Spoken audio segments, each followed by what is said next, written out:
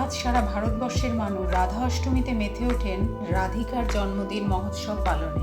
কিন্তু দক্ষিণ পশ্চিম রাঢ়ের বাঁকুড়া, পুরুলিয়া, পশ্চিম মেদিনীপুর এবং ঝাড়গ্রাম জেলায় এই দিন সাড়ম্বরে পালিত হয় গোয়াল পূজা।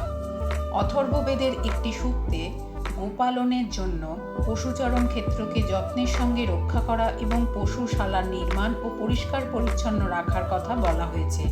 গোয়াল পূজা মূলত পশুশালা পূজার দিন। পূজার কারণ হিসেবে মনে করা যেতে পারে এই সময়ে প্রাদুর্ভাব ঘটে বিভিন্ন রোগ জ্বালার। সেগুলির হাত থেকে গো সম্পদকে রক্ষা করার জন্য গোয়ালঘর পরিষ্কার করা হয়। এছাড়াও চাষের শেষে চাষে খাটাখাটনি করা গরুগুলিকে পরিষ্কার পরিচ্ছন্ন করে সেবা দেওয়া।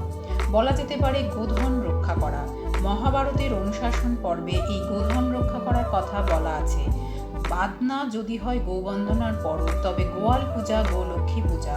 আবার পুরাণ অনুযায়ী রাধা লক্ষ্মীর অংশজাত, সেই হিসেবে রাধাষ্টমী খেটে খাওয়া মানুষের রাধার জন্মদিন পালন তথা লক্ষ্মীর পূজার তথা সংসারে সুখ সমৃদ্ধি নিয়ে আসা পূজার দিন। এই দিন গোয়ালঘর পরিষ্কার করা হয়, গোবর দিয়ে গোয়াল ঝাঁট দেওয়া হয়, আলপনা এঁকে এবং শালুক ফুল দিয়ে গোয়াল সাজানো হয়। গরুকেও ভালো করে স্নান করিয়ে শালুক ফুলের মালা পরানো হয়। বেশিরভাগ গৃহেই ভাত রান্না হয় না। এদিন লুচি, আশকে পিঠে, মুরগি ইত্যাদি খাওয়ার এবং পূজায় নৈবেদ্য হিসেবে দেওয়ার চল আছে।